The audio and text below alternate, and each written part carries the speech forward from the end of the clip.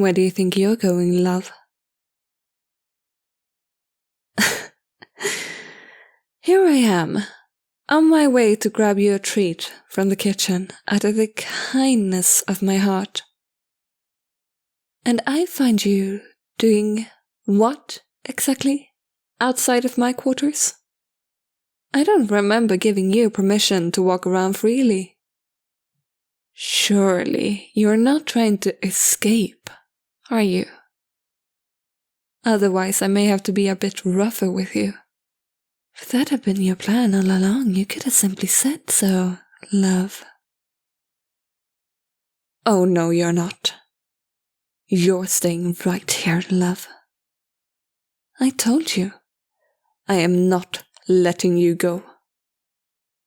But it seems as though I might have to have a stern word with one of my guards, don't you think? It's obvious you had a helping hand somewhere within my castle walls. Surely you're not trying to convince me the doors just magically unlock themselves. Either way, you're coming with me now.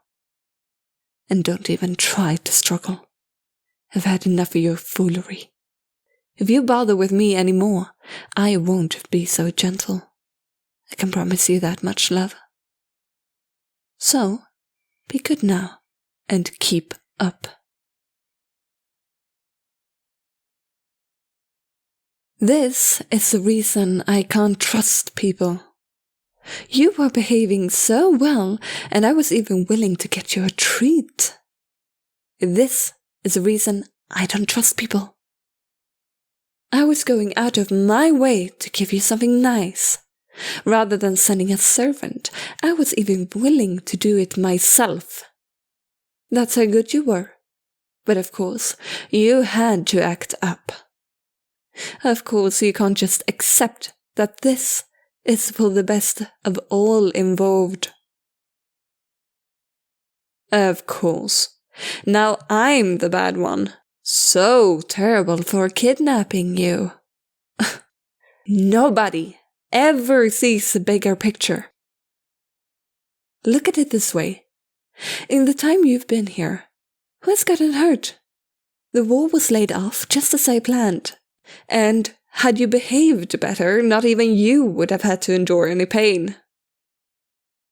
Your disrespect, however, has more than earned you this treatment. You could just as well have been a good little hostage, and I would have gladly been more than hospitable to you. But no, you had to be stubborn. You just had to try and escape. Do you really think I'm enjoying this? Do you think I like having people betray me, having to sanction them? You brought this upon yourself, love, and there's nobody but you to blame. Here we are again. Now hold still. Looks like simply locking you up wasn't enough. I'd hoped these wouldn't be necessary. But it looks like you're not better than any peasant when it comes to behaving. These chains have been crafted by the best smiths in the lands. Nothing can break through them. And only I have the key. So now you can sweet-talk the gods all you want. Nobody is breaking you out of these. Oh? Careful now. They're pretty tight. If you keep struggling like that, you might accidentally cut off your circulation. And we wouldn't want that now, would we? They suit you. I should have put them on you sooner. Then again, I hoped you would be better at following simple instructions, love. I was trying to be a good host, to welcome you into my castle. But as it turns out, you're just a little brat, needing to be put on a leash like a common dog. If you want to behave like a caged animal, I will make sure you have reason to, love. Be grateful I'm even letting you stay in my quarters anymore. I could have very well placed you in a dark, clammy cell, or locked you inside my torture chambers. But I decided to be kind. I'm letting you stay in my bedroom, allowing you to sleep on warm rugs rather than rough stone floor. I even gave you a pillow, love. You're getting quite a special treatment in comparison to my prior guests. You should consider yourself lucky. You're still alive after all. And I haven't even broken any bones yet. You're in rather good shape, having spent multiple days in my company. If I'd been cruel, I would have simply taken your ability to walk. That for sure would have saved me the trouble of you trying to run away. But since you're an important guest of mine, I decided to take a more civil approach. All I expect in return is a little forthcoming from you. This may not be what you're used to, but trust me, love, it's infinitely better than what I normally do. Had I treated you like any other traitor, your frail, royal little body wouldn't have been able to take it, breaking after only a few hours. You're weak, love, treated with silken gloves all your royal life. When that crown inevitably went to you, you would have been a fool of a ruler, a pathetic little excuse of a monarch. Consider this as me doing you a favor. Have you ever felt hunger before? That burning sensation in the pit of your stomach, so intense you feel like fainting.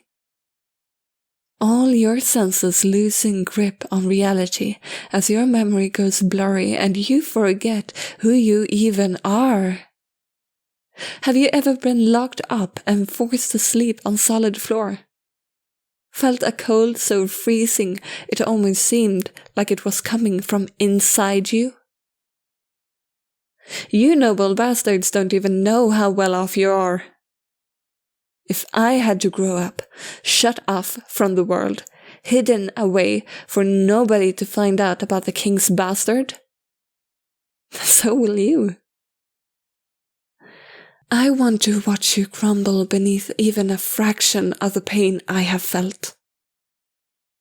You'll know what it feels like to be disregarded, hated.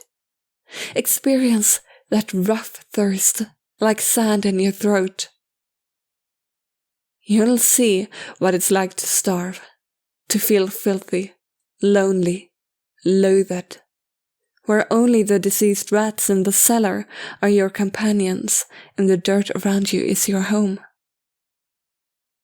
You, my love, will suffer in so many ways. And I promise you, if you get out of here alive, you'll be a stronger person for it. A true leader. Somebody who has felt pain, bitterness, and torture. Go ahead, love. Thank me for it. Or curse me, if that makes you feel any better. I couldn't care less. In the end, you're utterly meaningless to me. Just another nuisance in my way.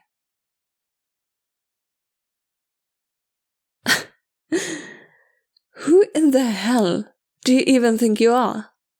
To try and escape me? Oh, darling. From now on, I'll be making sure you know exactly where you stand.